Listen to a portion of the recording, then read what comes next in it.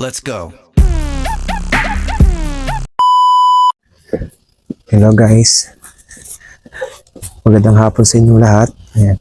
Ngayong araw na to, papunta kami ngayon sa store. Ayan yung mga dinadaanan ko. Ayan, yung mga bangka dito sa aking gilid. Ayan. Sobrang lamig pa rin dito. Medyo umaambon-ambon. Ayan, kaya mas lalong malamig ang klima. So, lakad lang muna. And guys, kung mapapansin nyo, habang naglalakad yung mga kasamahan ko, mga nakapayang sila kasi malalakas yung patak ng ambon. So, dahil tayo, hindi na tayo nagpayang dahil nakabulit naman tayo. So, ayan.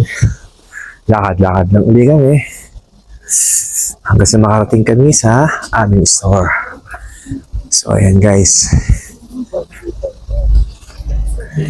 Yan yung mga dinadaanan namin tig pupunta kami sa store. Mga bangka, malaking building. Ayan. Tapos, mamaya, makikita nyo, may mga bangka din ulit ang mga dadaanan.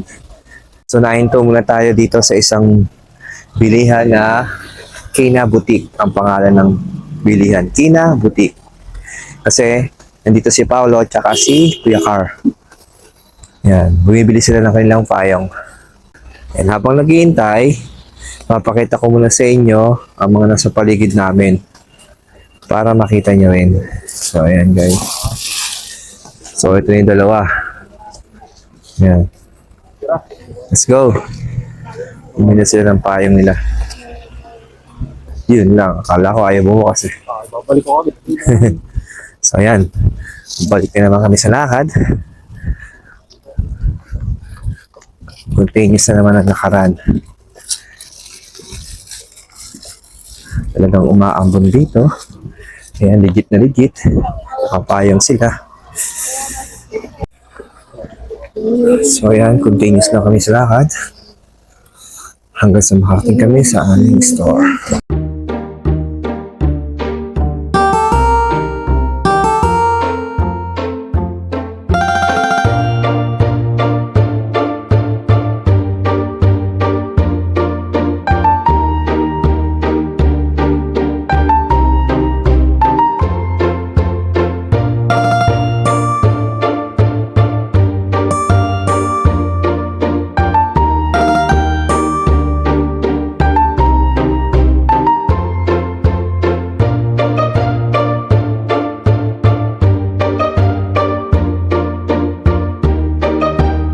So, nandito na kami sa store.